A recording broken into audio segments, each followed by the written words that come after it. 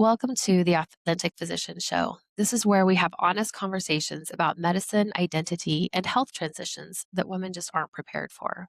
If you're a woman who's juggling work, caregiving, and a body that no longer responds the way it used to, you're in the right place. Today's conversation is not about perfection, and yet it is. It's about truth, and it's about finding who you are and who you're called to be. I am delighted to introduce you today to one of my colleagues, Dr. Amna Shabbir. Welcome to the show. Thank you for having me, Dr. Tiffany. I'm so happy to be here. We have been waiting for this for several weeks. So, this is a day we were just before starting talking about how excited we were to be on and to get to connect. We have several things that we've done in common or in parallel, but we haven't actually had the chance to have a conversation. So, I'm glad you're here. I think this is going to be a ton of fun. For icebreaker for our audience, let's start with an easy question here. So, tell us, who are you outside all of your credentials? That is a great question and one that requires a lot of reflection. And I feel like I'm better able to answer this after a couple of years of reflection. In the start, it was just, well, who am I? I don't know. The way I would identify at this point is like, I'm a mom and I want to be known as that being my primary title. I'm also a creative at heart. And so those are two things that are giving me real joy as life is evolving outside of my role of a high achiever. Yes, I love that. It's beautiful. And I think it resonates deeply for me because there was always nothing more I wanted to be besides a good doctor than to be a good mom. So I love that you share that. And one thing I really want to highlight, I don't know if you even realized that you said it, but I think so many of our listeners will also feel this way of, I don't know how to answer that question 2 or 3 years ago, right? It was a Yeah. process of figuring out who you are, and that's not something we exactly learn in school or our careers, and your identity is not what you do. It's totally different. I'll just give you a chance to reflect on that at all if you'd like to. Still get very nervous when somebody asks me, "Oh, these are going to be the icebreaker questions," and I'm like, "Oh, now is the point where it's actually not in control." And so, as I talk about perfectionism quite a bit, this is the part that makes me feel a little bit unnerved and out of control. In a Yes. way, oh, what is this question going to be? Because the two questions that used to give me a lot of actual anxiety were, who are you if you're not a physician? Who are Mm, you outside of that role? And the second yes. question was, what do you do for fun? And I Yes. used to say, sleep. I don't know. Like, how do you answer that? Right. Well, when you're working 70 or 80-hour weeks, that is exactly the right answer. No, I love that. And just so our audience knows, I didn't tell you what these questions were going to be. So this is all very authentic answers that Dr. Amna is giving us here. So let me pivot a little bit away from the icebreakers since they kind of make both of us a little shaky here. Um, I think there's a lot of women across specialties. So when I say specialty, I really should be more clear. I mean professions. So our accountants, our attorneys, engineers, nurses, physicians, all the different highly educated and ambitious women. And as you think about your expertise in perfectionism, what do you think it is that women in that season of career growth and building are fundamentally misunderstanding when it comes to perfectionism and that mindset? It reminds me of the time that I was that woman very much in, and it's not like I've crossed some invisible proverbial bridge and I'm on the other side as a lot of experts, quote unquote, like to just claim, oh, I'm recovered and I'm on the other side. I'm very much on the journey, but there is so much more self awareness and relief that I have now that I can look back at that woman that I was deep in. I'll take you back to the moment where I was deep in postpartum depression. I was working full time. I'm a mom of two babies right now, one toddler, one infant.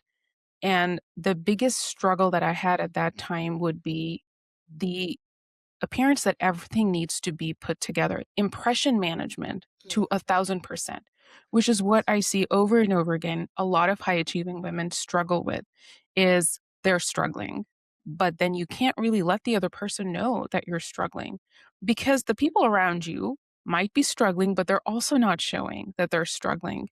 And we can talk a little bit about the different types of perfectionism and the way this shows up. But we are essentially living in a society where a lot of the women around us are putting up these extremely polished fronts.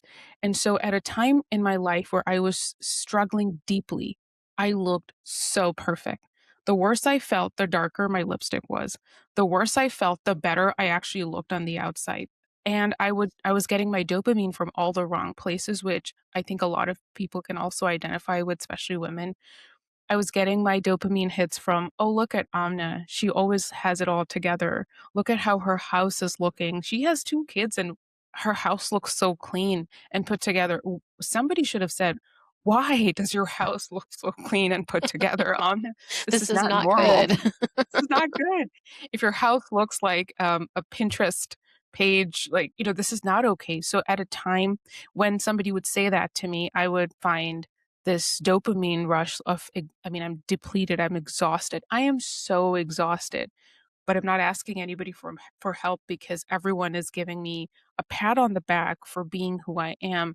So I think that this airtight impression management of being put together all the time and everybody around you also being put together. I mean, for f I'll also add this one thing. I really struggled with breastfeeding, and I'm being comfortable talking about it more openly now, and I was so harsh on myself, which goes along as the second thing that I notice a lot of women who are going through this phase. We know perfectionists are high in self-criticism and low in self-compassion, and I was a living, breathing example of that. So when I'm struggling at that moment with breastfeeding and I'm pumping and I'm doing all the things, going to all the people, and I have to say this out loud too, so to make sure everybody in the audience is also validating that I did it. I'm kidding now. Right. But at that time, I was saying this to myself, "Look, they're surgeons. They've got breast pumps on and they're operating. What's your excuse?" And so just constantly being hard on ourselves and comparing ourselves to these ideals that we have created or are projected, and just being in this space of constant inner negativity, and, like, the beat downs were relentless. Absolutely. That is exactly what I hear in my exam room all day long. Those same themes, and you're right. I mean, for the woman out there who is beating herself up about breastfeeding or trying to, and it's not working well, I had a pediatrician once tell me. Now this was 20 years ago, before whatever recent formula poisoning occurred, but bear this in thought, in concept. He said, Mhm. breast is best, but formula is not poison. So that's why I say the caveat is we did have a bad scare with some formulas. But in general, the point is you're keeping your child alive, right? And you're doing what's best for them. And sometimes that doesn't look like it does for everyone else. So for that woman, I mean, I also had some struggles. It's real. I don't think many people naturally get it the first time with the first attempt. And we need to normalize that that's actually how it works. So you have to figure it out as you go. So I love that you're being vulnerable there on that, and thank you for giving permission to open space and have that. There's many things about women's health that are also becoming questioned in a lot of the dialogue we hear these days. Perimenopause and menopause is having its moment. Postpartum depression definitely was a theme we were hearing for several years. And I imagine as more and more studies start to open up and include women and be more specific, we'll hear more. But I'm curious, today as you practice, and so the audience knows, let me back up. What is your training background? What's your specialty? Give us that information. I'm internal medicine and then, geriatrics. So Yes. I did my residency and started practicing full-time primary care and thought that would be it. Like, I mean, I've done it. I love primary care. Burned out massively, almost walked away completely from medicine. Then went back for a fellowship because I loved older adults, and that was my way of finding meaning and joy. And after that, I left academia and started working in nursing homes and rehab facilities as my way of being more present and being at a different pace. Recently, I stepped away from that after doing that. So I did primary care for about 4 years, nursing home work for about 3 years.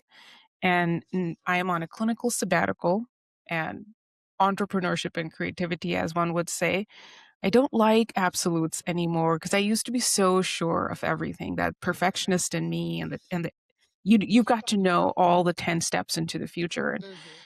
But I don't know. I don't know what the next clinical chapter brings my way, but I'm allowing myself to stay in an extremely uncomfortable space where I am constantly wondering, like, what is my clinical identity? But you have to make space for what comes next. Yes, and for that growth to occur. And one of the reasons I wanted you to clarify that for our audience is because I would like to know many of our audience are in their late 20s, 30s, 40s, maybe early 50s. And I'm curious, as a geriatrician expert, right? You really rock and rolled when it came to the older adults. But by the time they became older adults, they had had decades of things they could have been doing, should have been doing, might have tried doing, whatever's, and they didn't. So now they're dealing with severe osteoporosis and falls or memory loss or heart problems. You name it. I, as you look through that lens, what do you wish these younger women knew and were doing with or without their medical teams so that they didn't have the kind of outcomes that none of us really want, and we try to Yeah. avoid as we get older? I think the first and pervasive theme that is present, and I would actually, that's the best part of, being a geriatrician, you get to sit and chat with your patient. And I love that. So looking back, what would come up commonly is this recognition that you never put yourself on the list of things that you care for. So you care for everyone else. Now, before we talk about the semantics and the details, the protein, the hydration, the weights, and everything, if you don't put yourself on the list of people to care for, how are you actually going to take care of yourself? How are you actually going to sleep, hydrate, and do all the important things? So, over and over again, what came up was like, I spent my 20s and my 30s while first building my career, taking care of my family, raising my family. I wasn't there. And there's like, I think resentment is a strong word, but that is the word that comes up eventually when you look back. And you look at your list of regrets, and you really never looked at your own self as a human that was worthy of care and attention. And so that was a very common thing that I would notice. And when you start actually having that recognition, which, later on a lot of humans have around like empty nesting and all those moments, and now you're actually being able to take a deep breath and look at yourself. But if only we started advocating for ourselves earlier in our lives as women, I think so much positive change could follow. That's beautiful. Do you think that's maybe one of your primary beliefs about women's health that you just won't compromise on, or is there a different one? I think that really is like, Mhm. I think that self advocacy is everything. Yeah. You have to root yourself in advocating for yourself and self compassion, being your own ally. If you don't think that your time is worthy, your health is worthy. And I say this with all my love and all my mistakes all together.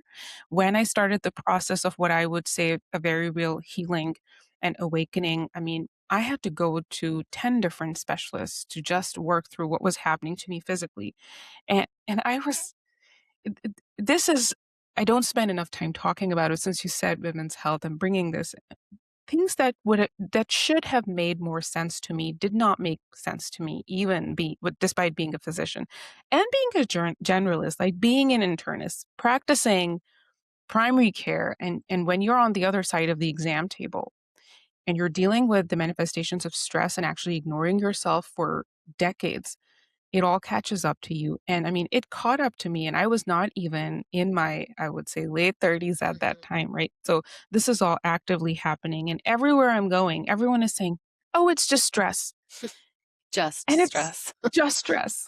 And I'm sitting actually in during a women's health encounter, and it's a male colleague of mine sitting on the other end. I was trying to get an appointment with a women physician, but I wasn't able to. So it's a male colleague there, and they're just like, "Oh, you just got done with your fellowship. You're just so stressed," and that's about it. Yeah, and I subsequently continued to suffer for the next 6 to 8 months. Mm. So, in a nutshell, now I feel so good physically because I had to invest in advocating for myself and actually just looking at myself as a human being. There's so much weight to what you said there. Uh, whether it is a fellow physician or another profession. I know for our listeners that that is something they feel too. Uh, what's interesting in so many of these high performing fields where you do have to have multiple, even terminal degrees, it is consistently something that I observe in the exam room is that they don't talk to themselves the same way they talk to everyone else. And they have actually self-selected because of the trait of trying to be perfect has self-selected them into the roles they have, and it's self-reinforced them that they don't know a different way. So maybe introduce us to a little bit of what you talked to in your TED Talk about perfectionism and for the high performing woman. What would you like to say to her? First of all, I love her, and I am glad that she's listening today, so this is Yes. going to be fun. Really, just allowing yourself this opportunity to actually see yourself as a whole person and give yourself the same grace and kindness that you give everyone is incredibly challenging, but it is necessary. So, the way I look at perfectionism in my journey of finding answers to this word that I've come up with and why my fascination with perfectionism, and it's not that I was born and I knew that I'm a perfectionist. But when I reached a moment in time and I look back at my life, whether it was the moment I mentioned earlier of being deep in postpartum depression, whether it was burnout, all of those moments, and even I would say even my moments of moral injury, although I don't take any responsibility for it because it is moral injury and it's not me, it's the system that we're in. There was a large component of all the things being tied together by perfectionism. And then I talk about this in my TEDx talk, but really the tipping point was when my daughter uh, had this moment with me. She's giving me her, we're emptying her folder and she's taking out, she's in elementary school, all the tests and everything. And she's trying to hide a test from me. It's a 99 out of 100 that she got on that test score. And she said those words, "Mommy, don't even look at that. I know I was stupid." And this is me well into my days of positive psychology. I am like, we've got, she believed she could, so she did right next to her Mhm. nightstand. And I'm all positive and I'm upbeat and I'm trying to break the cycle of what was expected from me as a child. And this is what she got. Where did she get this message? So I was like fundamentally shook to my core and that was the moment where I started like, okay, what is happening here? And when I look back, it was all tied together with perfectionism. The problem is that when we have been taught about perfectionism, when we talk about it in very narrow, like individual terms. Like your perfectionism is your problem. Amna, go release your perfectionism. But the reality is that it's not just my problem. Modern perfectionism is a very different phenomenon. It's the problem that we're all going through together as a community, as a society.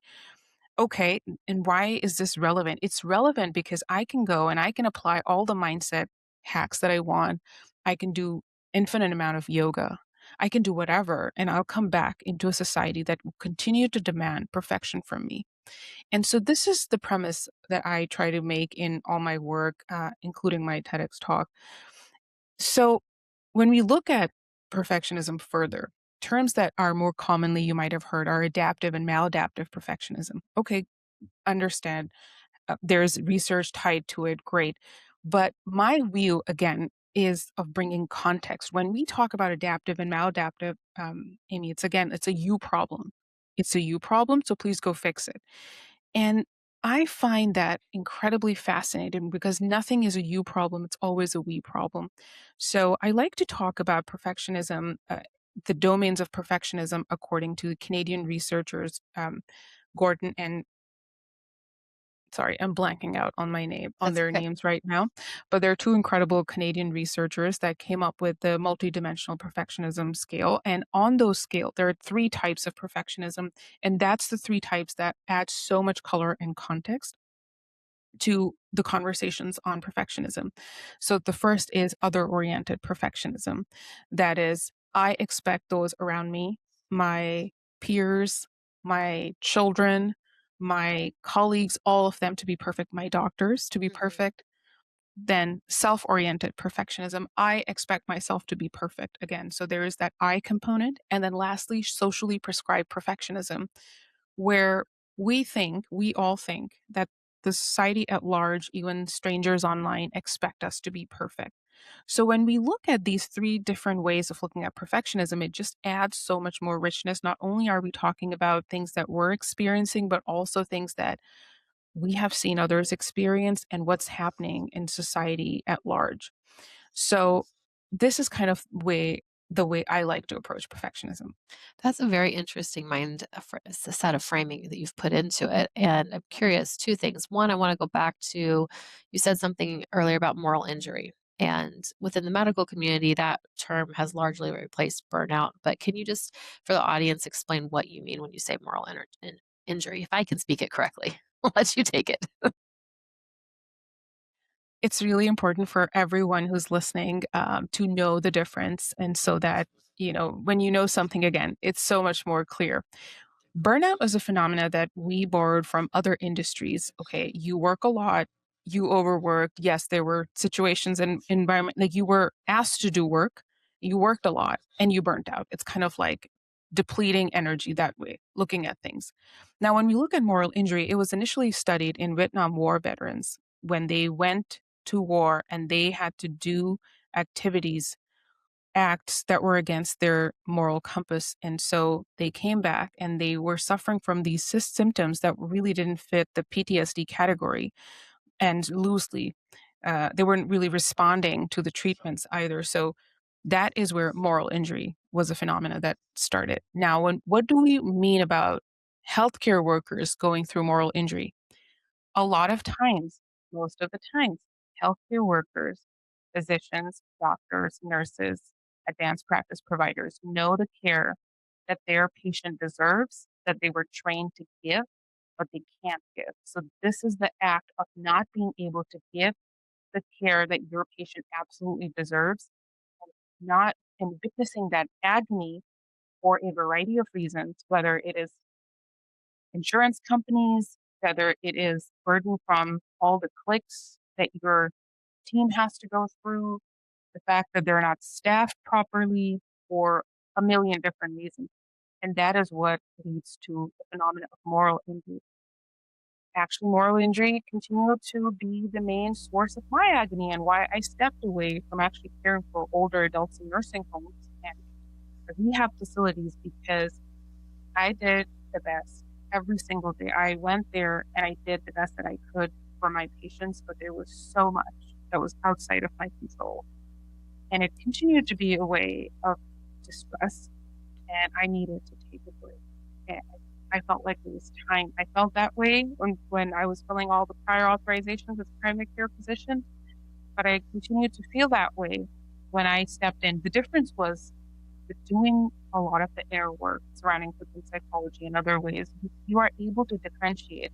The problem is you have physicians and you have a lot of the high achievers and high performers that are in these spaces are perfectionists. As a perfectionist, you're a people pleaser to a large degree. You're a woman, physician, perfectionist who walks into a space and suddenly decides that she is the peacemaker and she is responsible for the outcome of any conversation, any situation. That's a lot of burden to carry. And I know when I say this, many of our audience members can relate to that. The difference is when you start seeing that because of perfectionism, you are taking responsibility for things that are so outside of your control. And I mean, there were moments where I would be sitting with my patient and realizing that they deserve way better. I know they deserve better. And so I would look at them and I would say, I wish I could do X, Y, Z, but I am a lowly physician. And this is all that I can do, which is my best care and with you in this situation. Yeah. Answer. I think that's important to clarify because it is very different than just being tired and not having energy. This is really at the core of the person who's doing the service. Something, and it's not even a one off on one patient. It's often multiple times a day, every day of the week, month over month, year over year. And so that's why I asked you to clarify it because I don't know that that term is necessarily widespread yet without outside of medicine.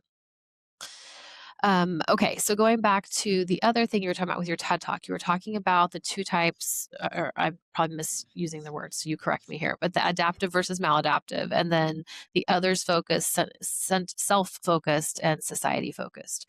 Do all of those three that I just listed fall both under adaptive and maladaptive, or are they two different ways to label this? Help us understand that more.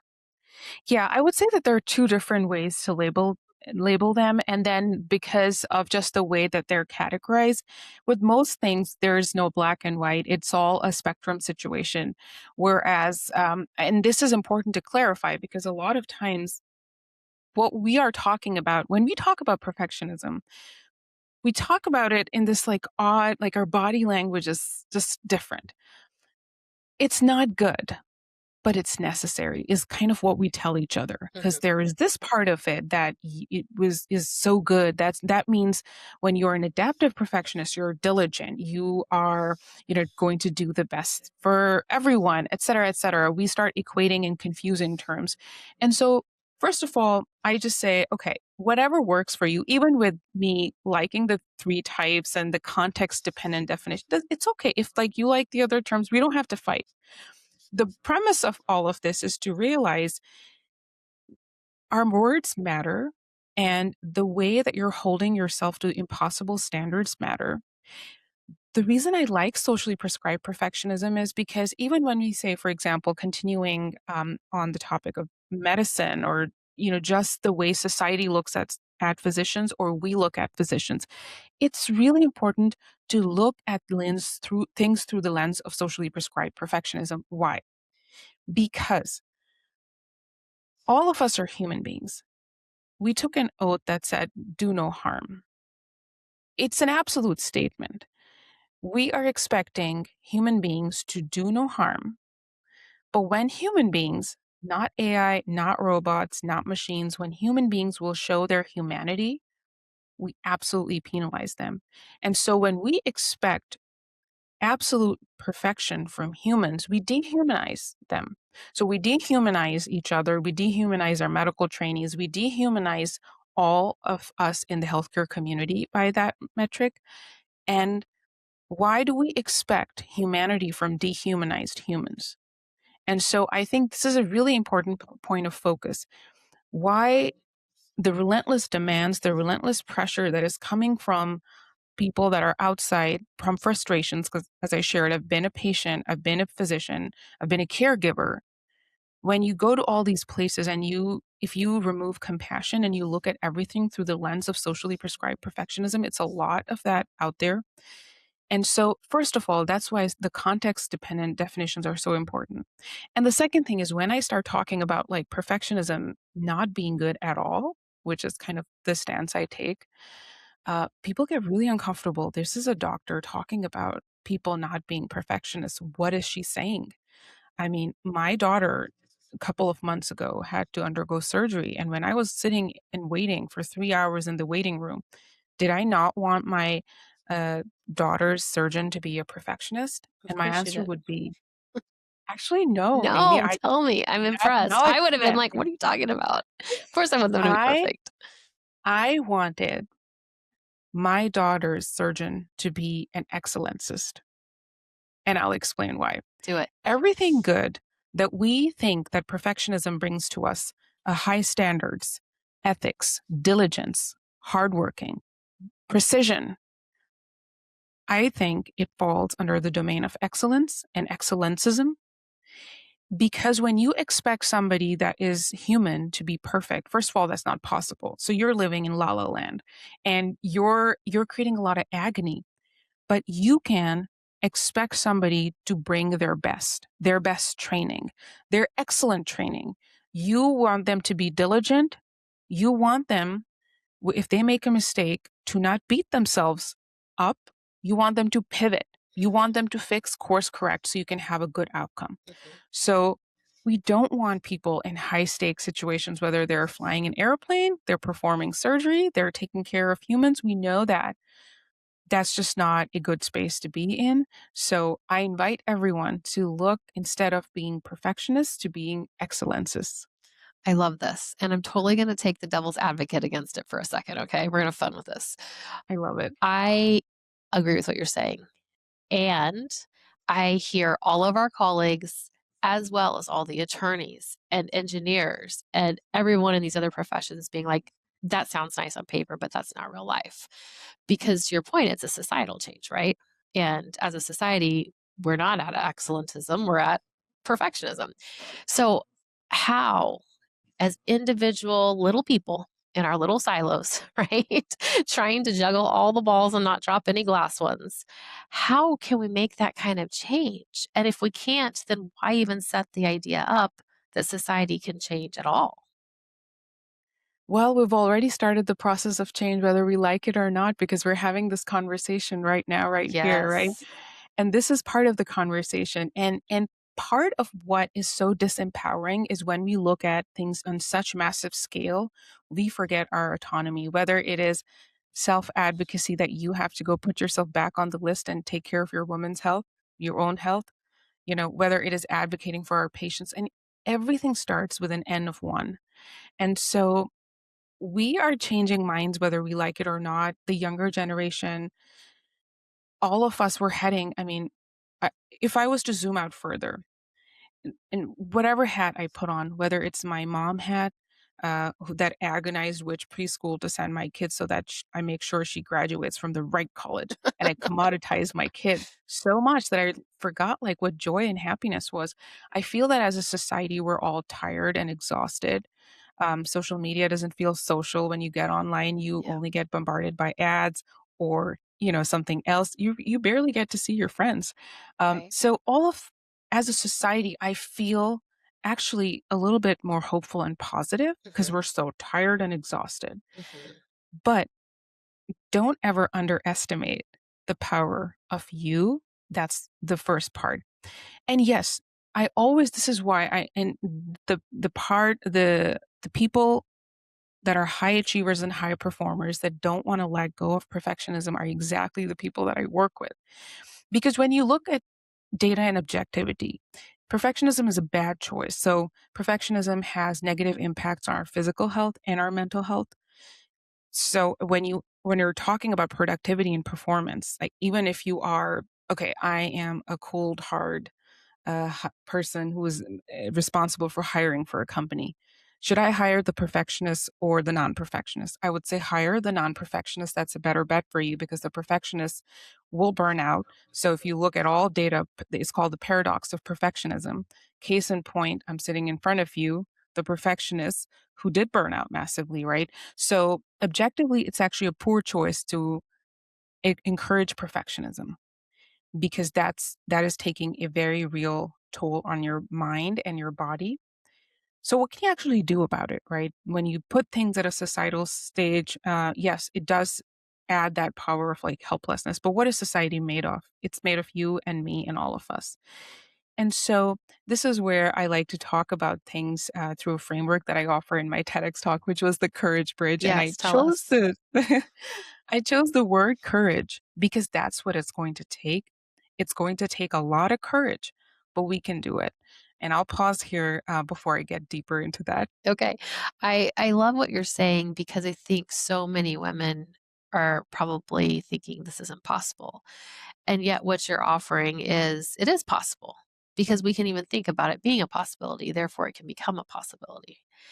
And in my clinic, I too work with many of these same individuals, and we do what we call the 1% better. So every day, what is the 1% better than yesterday? Knowing that exponentially by the end of the year is like something 37%. I forget what the exact scale is, but better than where you started a year ago. And when we give ourselves permission to fail forward and not beat ourselves up and say, what can I learn from this? And oh, gee, that used to work, but now it doesn't. Especially in this phase of life, I hear that for weight loss for women all the time, right? What I'm used to do isn't working anymore and nothing has changed. So learning to fail forward and to adapt in each situation, but you're right, you do have to have some intention setting. You have to decide you want that. And so tell us how that leans into not just the desire for change, but the actual oomph and the courage it makes to do the change. I love everything about your reflections so much because that's exactly what I'm about to say. And exactly, you're going to be making the point for why we should not be leaning into perfectionism. So I chose the term courage because I feel these days we're looking at a lot of other terminologies, right? I could have said the authentic framework or the vulnerability framework or something on those lines. I those are excellent and those are aims, but it's going to require a lot of bravery to actually even think about the fact that no, I want to release this perfectionism. I know objectively it's messing with my stress hormones, it's messing with my sleep, I'm ruminating, I'm beating myself up, I'm exhausted, I'm showing up as a terrible parent, I'm showing up not as a parent, I'm not present. Whatever it is, you will require a lot of courage, and there's a certain level of decision making that is required. Um, and so I invite you to start making this courage bridge. This bridge is never finished, so it's great. And it can be a steel structure or it can be one with graffiti, whatever works for you. It's your courage bridge. There are 3 steps to make this. And again, I'm saying this in broad terms. There's a lot of things that go in it, but for the sake of our conversation, I'll first start by inviting you to have the courage to examine your intentions. Now, that is always the first part, and you can't examine your intentions when you're running from point A to point B, which most of us are. We're in a rush. And so it will invite you to just slow down. It will invite some introspection. It will invite some self-examination. And so you having the courage to examine your intentions is huge because it requires you to get in touch with why are you doing what you're doing. So for example, I mentioned me agonizing over my daughter's preschool, so that she ends up in the correct Ivy League college of whatever I was like dreaming up at that time. And in the middle, I completely lost sight of the fact that why am I even doing this? Okay, great. She gets to that point, but she is not happy. She's not a productive member of this society and this community. So I had to examine my intentions behind my perfectionistic striving and agony for that. So I stepped away, actually changed a lot in my life. And we are so much more happier. And she's still academically excelling by just examining my intention. Another point was I was always very, I was brought up in a way that you looked a certain way. Like my hair are just not done for a very polished look for the podcast today, but that is me being just me because this is what I felt like today. Examining my intention for the distress that I was causing myself because I really like was not following anything that I wanted to aesthetically follow because I wanted to, but because I had to. Okay, so why am I doing what I want to do? Great. Am I going to go and get this painful skin procedure because I want to or because I have to? Whatever works for you. You have to examine your intention. It's not that I am making a judgment on your intention. So the first step is always slow down and ask yourself, what is my intention behind this action that I'm trying to take to appear relentlessly perfect? The second step is having the courage to fail with self compassion, which goes back to the earlier beautiful example that you gave me with how you're working with your clients and patients. So, having the courage to fail with self compassion is critical because, as I mentioned earlier, perfectionists are extremely high in self criticism to the point, and I'll say this I felt like self criticism was necessary to succeed. And if I spoke to myself kindly just for like half a whisper, I'll be face down in potato chips on a couch and my career will be over. And that did not happen, right? So we have to invite ourselves to examine how well do we fail? Because if you truly want to grow, if all those people that we talked about, the high achievers, the engineers, the big name hiring humans, the CEOs, all the people. If truly the intention was to excel and be the best version of yourself, that comes by default with a ton of failure. You're going to fall over and over again. The question is, are you going to kick yourself when you're down or you're going to give yourself a hand to get back up and be your own ally? Yes. And that requires a lot of courage.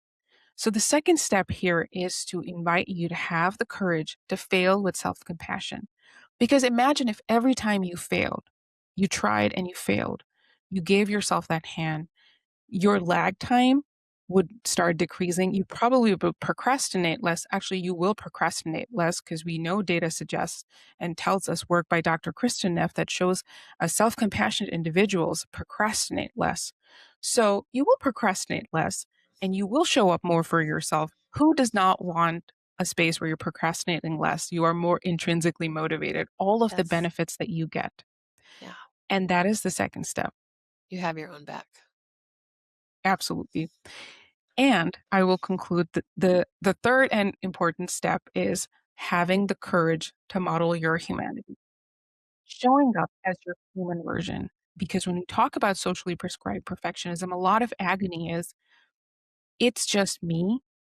Everyone else around me has it all together. Now, people often confuse this with my invitation. Am I telling you to overshare? Am I asking you to trauma dump?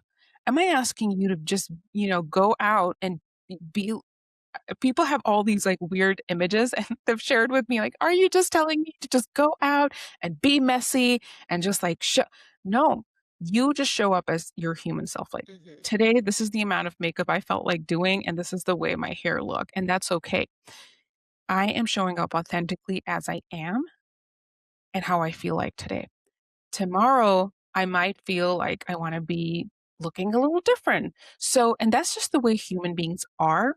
Going out of your way to appear messy online is also not authentic. And, just being who you are. And I invite you to just do a self check in with yourself. So, when you go online, again, going back to social media, because when we talk about all the socially prescribed perfectionism, it's a heavy player. Who do you connect with these days? I connect with all the influencers that are mildly self-deprecating or moderately self-deprecating, are showing the parenting struggles that are happening, or how things are, just happening in real life. And so that's what I connect with.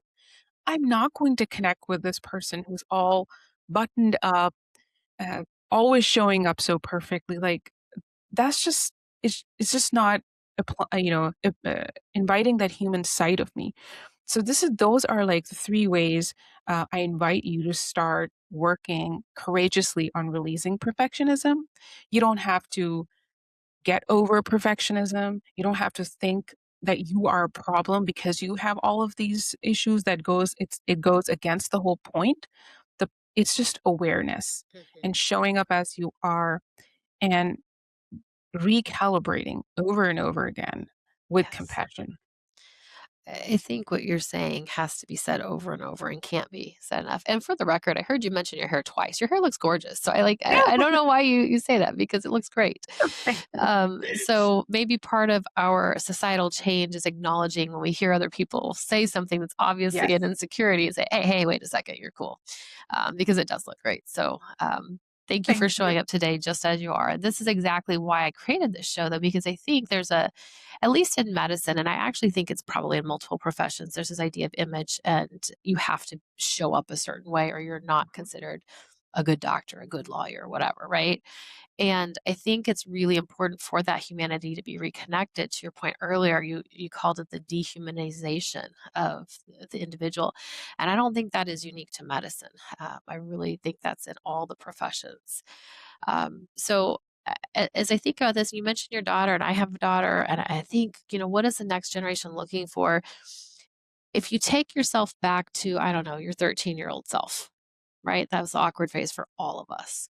What's one thing that you would have liked to have known at 13 that maybe you'll tell your daughter when she's 13? I don't think she's there yet, but when she's close. What would that piece of advice be that we can speak to our inner 13-year-old children? The biggest thing I would tell all my past version is to be kind to myself and that the sky will not fall if I am kind to myself. What I actually tell my children right now, I have two daughters right now, um, and as we speak, they are 9 and almost 7. Mhm. And what I say is, your first responsibility is to love yourself. Your first responsibility is to love yourself. The more you love yourself, the more you'll love other people. The more you will be able to pour into your community, the more you'll able to be able to give others. And I try to make it tangible for them. I'm not a parenting expert. I will never take on that title because parenting is hard. But this is what Yes. I'm trying right now with them, Yes. and that's what I would try with my younger self is Mhm. when my older daughter, when she wakes up in the morning, she likes to follow instructions better. She's the high achieving perfectionist more more so like me. I tell her that the first thing you want to do is you want to put your hand on your heart every morning when you get up and you just say, her name is Danya. I love you, Danya. And that's like the first thing you want to start your day with. And I wish 13-year-old me had known that just being kind to myself would have been such an asset. And I'm telling my current self that, reminding her every day that it is so necessary. I asked that because one of here's me playing devil's advocate again, but one of the rebellious things that I just hate being haven't been told throughout my adolescence and even early adult, there was always this idea of fake it till you make it. Mm. And I just really resent that statement. It just rings so false because it leaves no room for any growth, experimentation, failing forward that we all know needs to happen. Nobody criticizes a 6-month-old child who's learning how to crawl when they fall on the floor and scream, right? That's what we do in different iterations of our adult selves, and yet we're like, "You're so stupid. You should have known how to crawl right away. I didn't even know where your knees were," right? Like, it's unrealistic, and so I'm gonna ask you what thought comes up for you that you would like to rebel against and say, "This is not a thought that I find helpful at all," similar to what I was describing with the fake it till you make it. Ooh, I so know. many. I totally didn't prepare you for that at all, sorry. No, I really like that statement that you have made, like, that I have rebelled against it because it plays right into what I share, which is perfectionism. Like, the fake it till you make it Mhm. is just adding fuel to the fire when it comes to impression management, Yes. that, you could be suffering, but please make sure nobody else is aware of this. Right. And also, what's wrong with the mess? Mhm. And so being okay to embrace the mess and recognizing growth and healing is innately messy. These are Yes. messy processes. What's so wrong with being okay with the process? Mhm. Because when you look at perfectionism and all of these other ways that we have been conditioned to believe, it's like you have to have the answers from day one. Mhm. That's what perfectionism is. That's not what excellencism is, where you Right. can allow this room for growth. So I think I'm going to borrow that phrase from you for now. Sounds good. Sounds good. Because I want you to reflect on another phrase too. I think where I'm at in my life, this is the phrase that's fitting better for me. And it's a concept really that nothing's gone wrong. Things are Mm, happening exactly the way they were supposed to, even if they're not the way you thought they were going to. And I'm at a period in my life where I have 5 kids. I'm homeschooling my oldest. The baby is a, foster child that we're likely adopting, and then I have 3 rowdy boys in the middle, including a set of twins. And running a practice and for some reason decided starting a podcast would be a great idea, right? Don't I ask me. love it. But it's very messy, and I guarantee anyone coming to my house would be horrified at the pile of dishes in my sink or the laundry hamper overflowing, but my kids are happy and healthy, and it's okay. And I've really come to embrace this thought of, nothing's gone wrong. This was always the way it was going to happen, and I just need to live into it. So I'm curious, how does that fit in for you? Do you think would you challenge me on that? Do you think that's the right way, or whatever reflections you have? I won't challenge you on that. I will say the word that was coming to my mind was actually very beautiful in this image, and like power to you for sharing that and for all the amazing things that you're doing in this season for all of us. Especially it's so powerful to share your voice. So the word that came to my mind was actually surrender. And surrender not in I've given up way, surrender in like the most powerful way. There is nothing more wholesome and anchored than somebody who can't be manipulated. So when you feel that you're at the right place in life right now, that's very anchoring. A concept that I talk about in my TEDx talk is the expectation gap of perfectionism, which is basically your true self, your real human self, which is innately messy, versus the airbrushed image society wants you to project. And so all of marketing and manipulation is in that expectation gap. So when you right now, Dr. Tiffany, say that you are good. You feel good. You're anchored. You're good. So you have put yourself out of that expectation gap of perfectionism by embracing and by going into that self-acceptance mode. So for when I say surrender, I say it in the most amazing ways because I stop taking responsibility for the rest of the world, their actions. I show up in my community and as the best version of me, but I surrender and release all of the other baggage that comes. Yes. I like it. Thank you for the feedback. I was curious what you would think on that. So, wonderful, wonderful conversation that we've had. I know we have to come to a close. That makes me sad because I just really have enjoyed speaking to you and hearing your perspectives. If our listeners want to get in touch with you, how can they find you? Thank you so much for having me. I've truly enjoyed this conversation as well and for the opportunity. I hang out quite a bit on LinkedIn and Instagram, but everything that you would need, my socials, as well as my TEDx talk, all is linked on my website, success-curated.com. And I would love to hear from you. And please check out my TEDx talk. The title is Perfectionism Has a Solution. It's not what you think. I love Thank you it. so much for having me again. Well, thank you for coming. And to our listeners, be encouraged. If something in today's conversation resonated, it's because you're not alone. You're not imagining it. You certainly can find more support and resources and next steps in the show notes. We'll link Dr. Shabbir's information in there. If this episode has helped you feel seen, share it with another woman who needs to hear it and help her come along to the next best step as well. We'll see you next time on The Authentic Position. Bye.